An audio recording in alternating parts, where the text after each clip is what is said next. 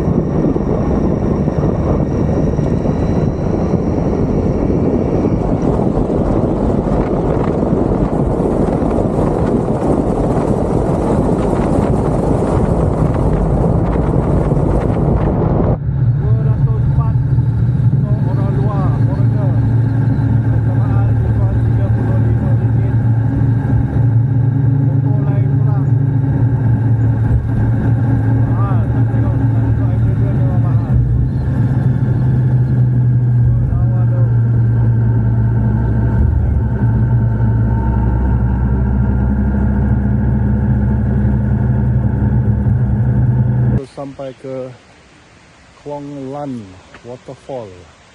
Cuk, mana nak jalan ya? Ini kawasan dia, tapi tak pastilah mana jalan. Rasanya situ. Oh guys, awesome guys. Daripada sini view dia guys. Ha, Masya Allah, cantiknya. Oh yo.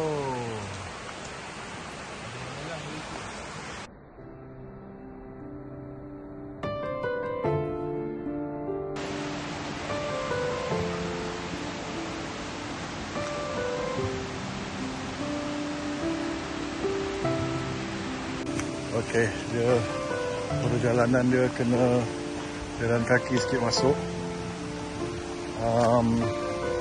So yang paling sesuai kena pakai kasut ataupun slipper, tak digalakkan lah sebab takut licin.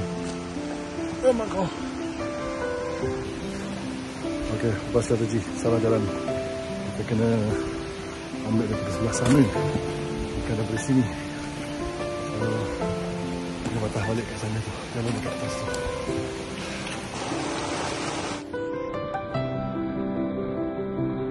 Okey, ini dah jalan betul.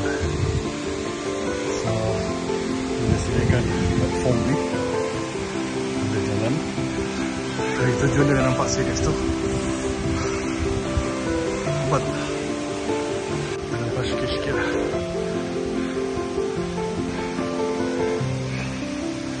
So, ini jalan dia. Seperti biasa, sebab tempat ni berbayar, jadi dia sangat-sangat. Okay guys. Oh, itu dia guys.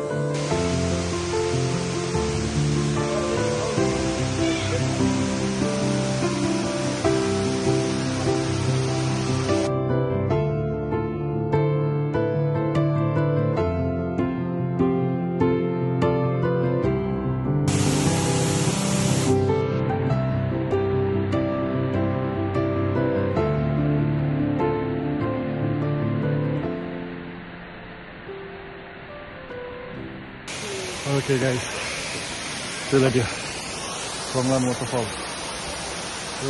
Lawa, serius lawa.